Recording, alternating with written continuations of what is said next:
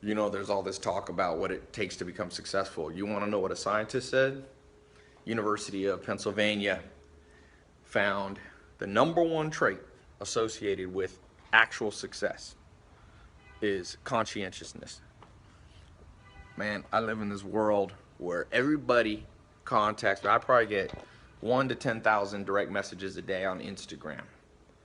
And most of them are about like something's wrong and I want it to be better. Like I don't like my life and I don't like how much money I make. And I feel bad for the situation. But I'm going to tell you this. Here's the deal.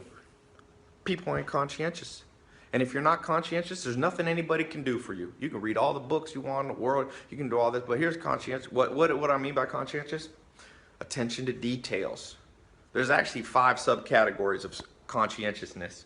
If you don't have conscientiousness, you might as well give up right now. Literally. Nothing will work out. You start your own business all you want. It's going to crash and burn. You can do a New Year's resolution. You can go commit yourself to a diet. It ain't happening. What is conscientiousness? Look, there's 5 main factors. Industriousness, perfectionism, organization, diligence, and prudence. That's what scientists found. There's a 5-facet test. So let me run these through real quick. Number one, which of these I think is the most important? In this context, I'm going to say perfectionism. Now, perfectionism is often thought about as a negative thing, but is it really? You get on an airplane. What kind of pilot do you want flying that plane? What kind of engineer did you want building that engine?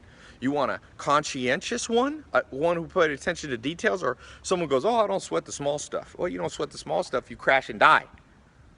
That's the world we live in now, where people don't sweat the small stuff and their business crash and die, their life and their hopes and their dreams crash and die. Sometimes you just got to pay attention to details. I can't tell you how many people. I had over 75 people a couple years ago. I said, I'm going to take on like an apprentice. I'm going to take on an apprentice. So they come over on the first day and I would do a little test. This is before I actually hired them.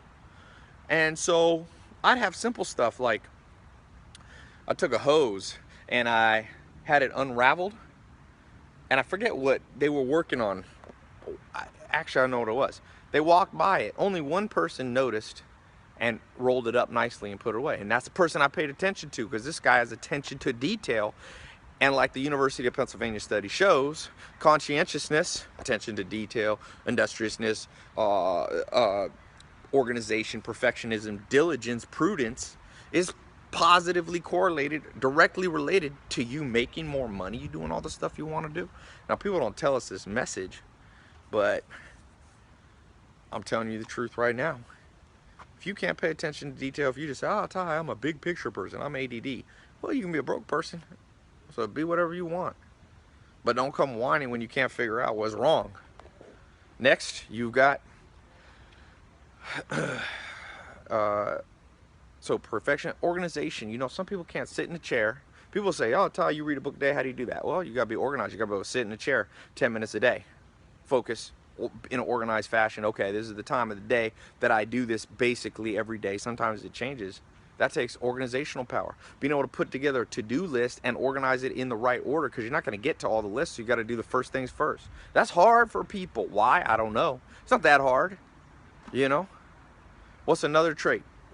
So that's, I talked about perfectionism. I talked about organization. How about diligence? The average person who sets a New Year's resolution on the 1st of January, by the 30th of January has given up because they have no staying power. Diligence is staying power. You know, who can stick it out? It's like, who can stick it out when the going gets tough? Most people can't. They got no diligence. Prudence. Prudence is the ability to make good decisions. Some people, I just got friends, whenever they should go left in life, they go right. Whenever they should go right, they go left. They're always crashing and burning, because they have no ability to think through, what would a smart person do? That, to me, that's what prudence is. You pretend there's someone smarter than you sitting in that room, and you ask yourself, what the heck would that smart person do? There's a situation, it's like people start, this guy was over here at the house. He said to me, Tai, I'm building an app, I don't know, he wanted my advice on making more money. I said, well, you know, why don't you test the app, see if it works, And he said, I already put $1 million into building the app before I even launched it. I said, have you ever launched an app before? No. You ever made money before? No.